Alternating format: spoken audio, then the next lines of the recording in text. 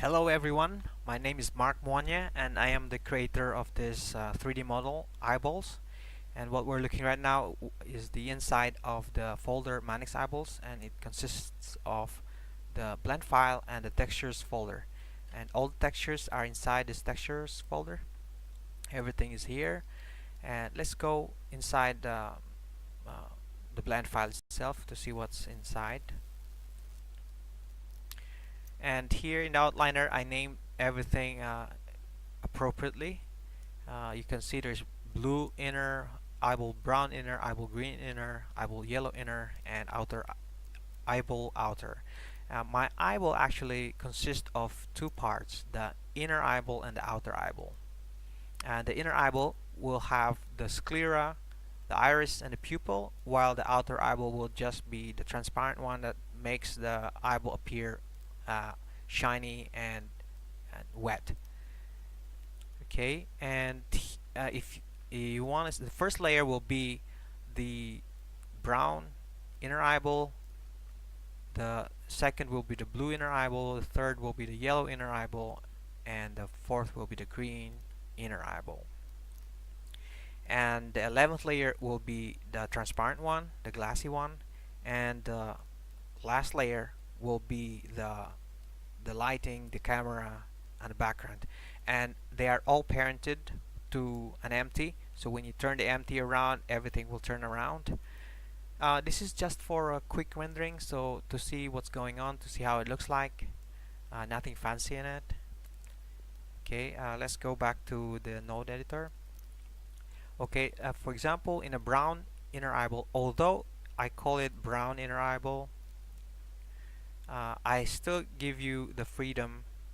For example, let's just give it a quick viewport rendering. First, you turn on the first layer, the 11th layer for the outer eyeball and the lighting, and this is how it looks like.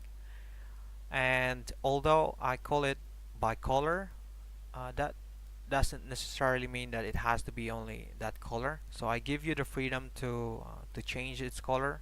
For example, you really like the shapes of this iris, but you want it to have a different color, so let's say you can have less red, for example, and less green, like for example like that, or more blue, for example. You can play around with this thing to get what you really want. And if you want for it to go back to default, just press X in all of them. Okay, and also included here in the inner eyeball is the constriction and dilation of the pupil. So I added a shape key for the constriction and dilation. So if you move the value up, the pupil will be dilated, and if you move the value down, it will be constricted. Yeah, like that. And to go back to default, just press 0. Okay, and also down here you can see that there are 3 UV maps: the default UV map, and UV map sclera, and UV map iris. Okay, let's have a look at that. For the brown sclera, for example, I'm using the UV map sclera, while the iris, for example, I'm using the UV map iris. Let's have a look at how they look like. Let's go to the UV map editor.